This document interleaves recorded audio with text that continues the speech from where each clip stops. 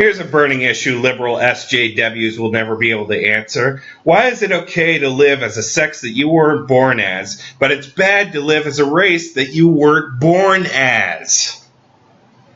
Can anybody answer this question? It's never happened with me. I've asked several SJWs this, and they get pretty mealy-mouthed. I encourage all of our listeners to go onto SJW Facebook pages and whatnot and ask this question. You might start something. One person said because of racism.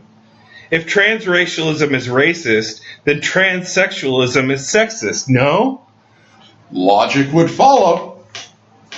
Some SJWs have the balls to bring in cultural appropriation, which is not a thing. Okay, hotshots, are not people who live as different sex from their birth sex then culturally appropriating aspects of the opposite sex for their own purposes? Seems to follow. One person brought up hermaphrodites with me. Hermaphrodites and transsexuals are very, very, very different things. I'm not going to explain the difference here because, frankly, I think it would be insulting. But if you don't know the difference, I encourage you to look them up. One SJW trotted out a favorite liberal phrase, false equivalency.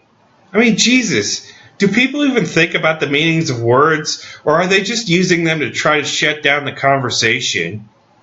The fact that transracial and transsexual both contain the same prefix highly suggests that there is at least some equivalency there. Trans and trans. Come on, you fucktard. I call it a soft true equivalency, since scientifically speaking, race doesn't even exist, even though socially we tend to put up such a weight on it this day and age. So it's a smaller leap, if you will. And it sucks because SJWs exhibit blind hatred to Rachel Dolezal and people like her while uplifting people like Caitlyn Jenner. And that just seems like a huge perversion of priorities. All I'm asking for is a bit of consistency here. Cut the cognitive dissonance and either like both or hate both. SJWs get so blind about this subject that anybody who expresses a differing opinion, no matter how legitimate, and they pretty much all are, gets labeled a troll. What if I told you that SJWs are not, in fact, moral? They're actually pretty close to bankrupt on this issue. As I said before, there's no bigger asshole than a person who is an asshole and thinks they're righteous.